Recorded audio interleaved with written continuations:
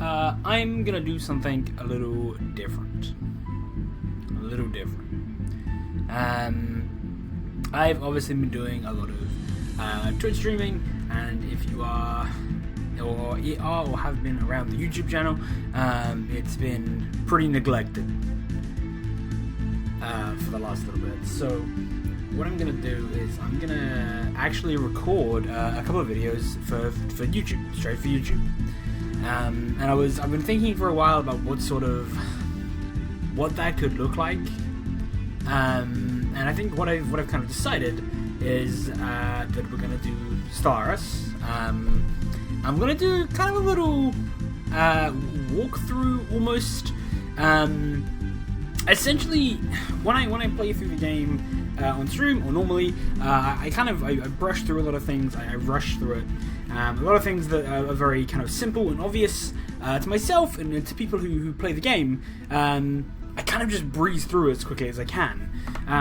What I thought I could do in this little series here is do a playthrough of Stellaris, start to finish, wherever that may take us. Because, you know, we might not do amazingly in our playthrough, start to finish sort of thing. But what we can do is, as kind of a part of our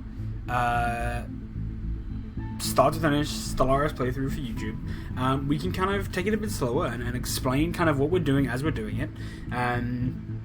And kind of give people who are new to Stellaris a bit of a basic guide and a basic run through on how the game works. Because we play on the channel, we play a lot of games that are kind of complex and quite difficult, can be quite difficult to get into. So like Stellaris is a really good example of that. And I was thinking that if you know, people had a kind of a run through, they could watch and kind of, you know, see mechanics actually happening as they would come up in a game. That might, you know, if you have a basic idea of what's happening but still don't know that much, that might kind of mesh things together. Now, in saying that, I will put a bit of a caveat here at the start that I am not a pro Stellaris player. I'm not great. I've won my fair share of games on the first few difficulties, but any higher than that, the AI just dominates me.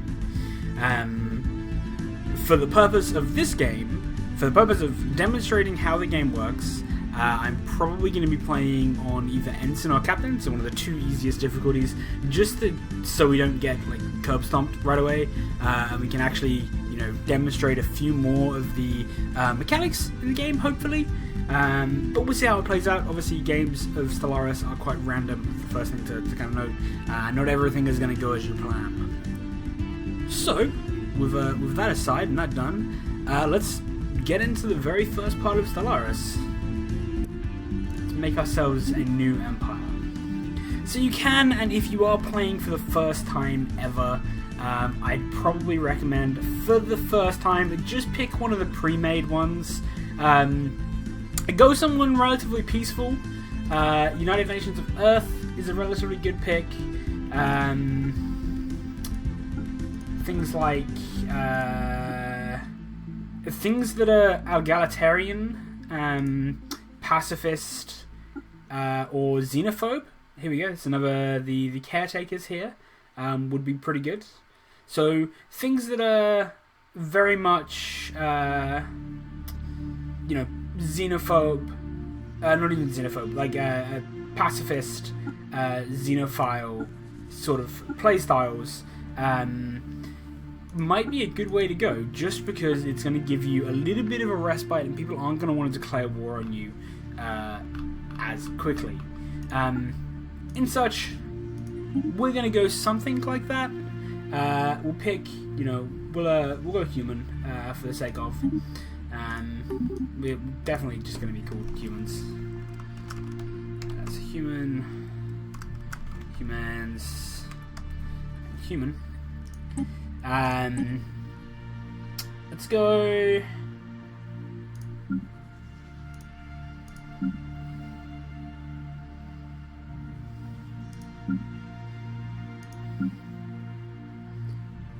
Tricks.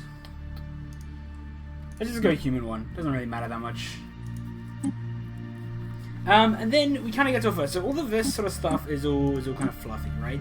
So you pick your portrait, can be whatever you want. It's just what your species is going to look like. Species name, just what they're going to be called.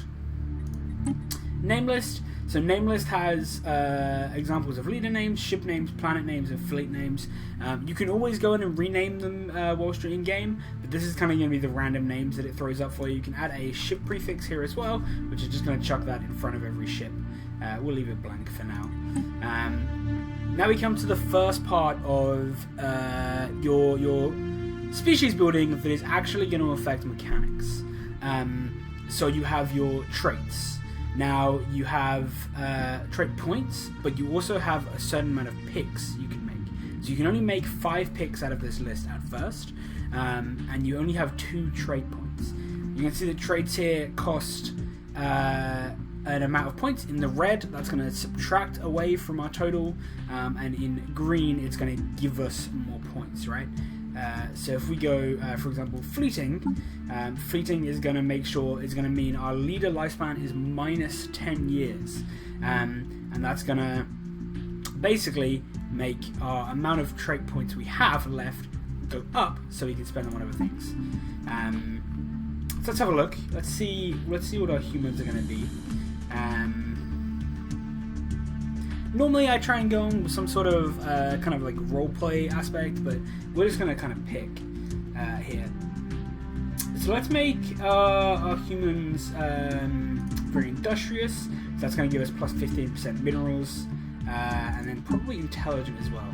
So you can see now we've got minus 2 points left, so we're going to have to find things that bring us back to positive.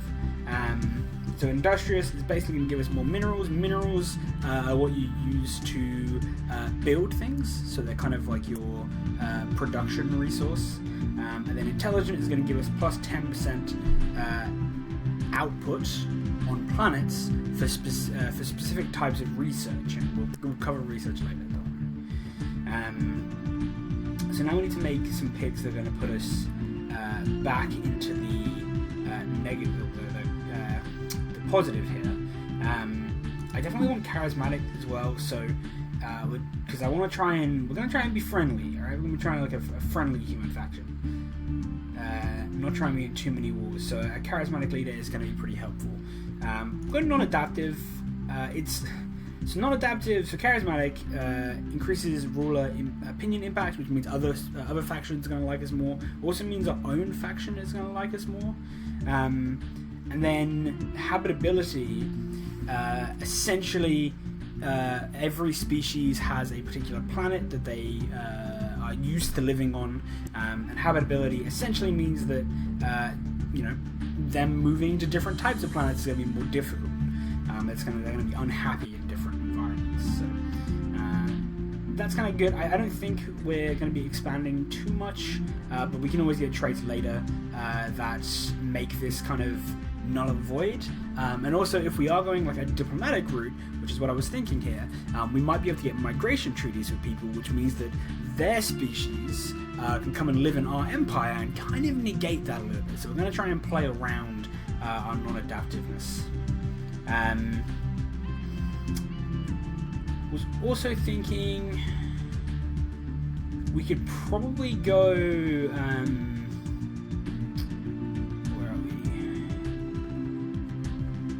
wasteful sounds really human. I'm going to take it. It's not a great perk, like gameplay wise. It's going to definitely affect us, but it's a very human thing to be very wasteful. I like it.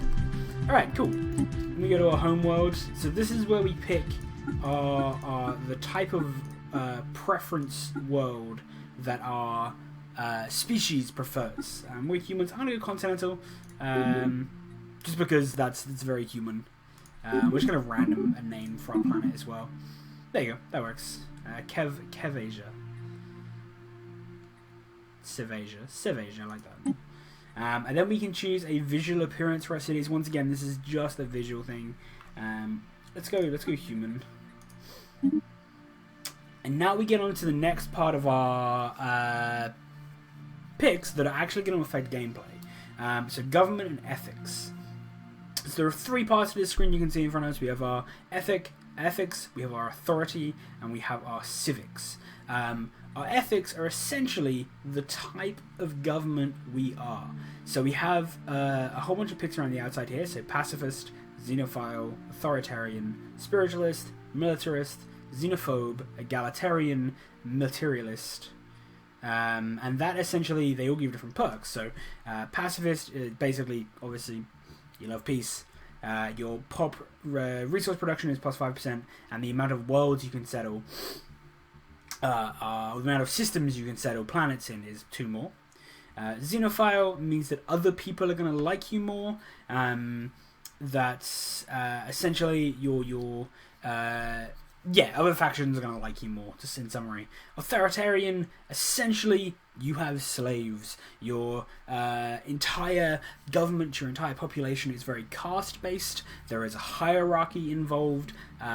You employ the use of slaves. Spiritualist, very spiritual, very religious. You get stuff to do with that. Your unity increases, such things like that. Militarist, you're a very militaristic society. You're very, you do very well in wars, and such. You get bonuses towards that. Xenophobe, you hate aliens.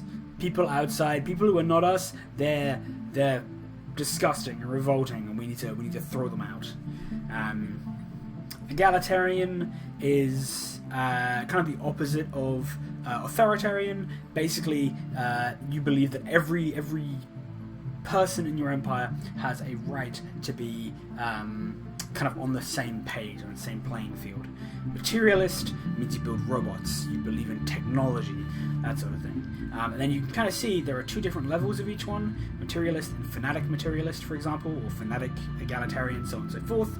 And that gives you a higher bonus. You see, in the materialist, you get minus 10% robot upkeep and plus 5% research speed, whereas in fanatic, it's minus 20 and plus 10. So for our little empire here, we're going to go, I want to try and please people, right? So we're going to go egalitarian, make our citizens like us, make our influence go up, that sort of thing. We're going to go materialist as well, because that's gonna give us higher research and access to robots. I'm not 100% sure if we're going to actually build the robots yet, but the research speed will be very nice. And then we're going to go xenophile as well for that beautiful, beautiful, sweet other people liking us even more. Now, our picks here are going to start limiting what authority we have. If we're an egalitarian society, we basically can't believe that an imperial, a singular ruler can be okay, so it's going to knock these 2 out.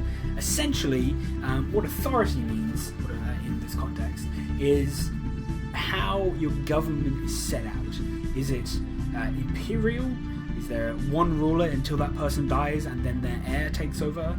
Is it dictatorial? Is there an election after the one ruler dies? Is it an oligarchy where every 20 years there's an election to hold a new ruler? Or is it democratic where every 10 years there is an election to hold a new ruler? So if we're egalitarian, it's going to not let us pick those. So we are going to go democratic, I think. And so the other one I didn't mention, which I'll touch on very quickly, is Gestalt consciousness. That essentially means that you are like a hive mind, or you are a machine intelligence sort of thing. And essentially, they play slightly differently, but they're also slightly more complex. So if you guys want to look at that, I'll let you look at that kind of in your own time. You can go through that. And I might even put up a guide to Gestalt consciousnesses. Now, finally, our civics. Our civics are basically determined by what we've picked here. Will unlock certain options for us. So, for example, Beacon of Liberty here is available because we're not a xenophobe. We have the democratic authority, and we are some degree of egalitarian. So if any of those weren't true, we wouldn't get access. We wouldn't be able to pick this. So we picked 2 of these. And I think we kind of want aliens to migrate, right? That's going to be kind of important if we want to try and get other continental worlds. Us humans aren't going to be very good at it based on our traits. So free haven is going to mean that aliens are going to want to try and migrate to us, which is what we're going to want. And then, let's see.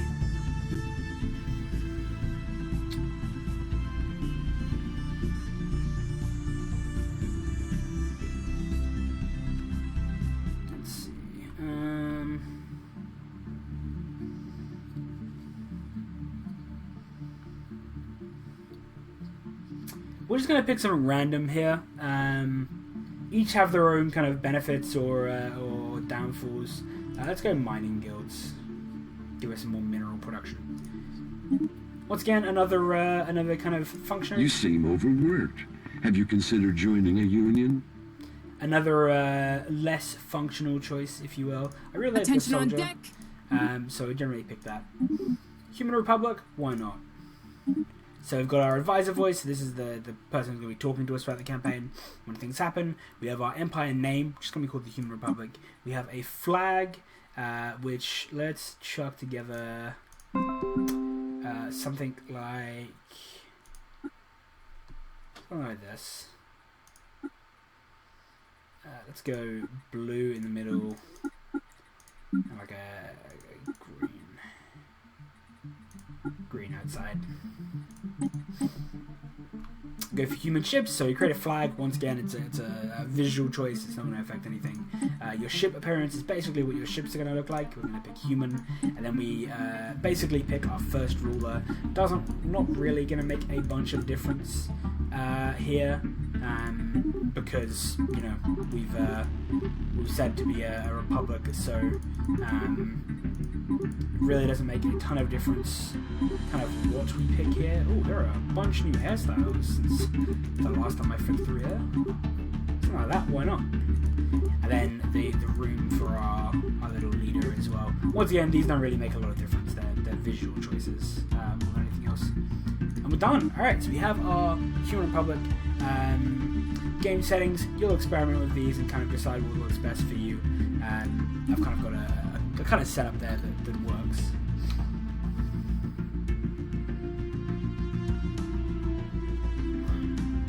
And so we begin. So the game is going to start paused. That's going to be a really good thing for the most part, just because it's going to keep, it's going to allow you to kind of, you know, do what you're doing, and you know, it gives you kind of all the details of what you've created here, and gives you, a slight little background. So what we're going to do, an introduction to who we are as a race or a species in the beginning of the next episode. This one has probably been a slightly shorter episode than we normally do, but it's been Empire creation, and the Empire that we're going to be using in this whole thing kind of created and done. So it'll wrap up nicely in a kind of singular episode. If you guys have enjoyed, let me know. This is something new, something different that I'm doing on the channel. If it's helped you, or if there are specific things that you want me to talk through and mention that are confusing you with the game, let me know in the comments. And if I miss anything going through it at any point, anything that you maybe feel like I didn't explain very well, or you want a little more information on, let me know, because I can go back and address it. Anyway, I hope you've enjoyed this first episode. Until next time, peace.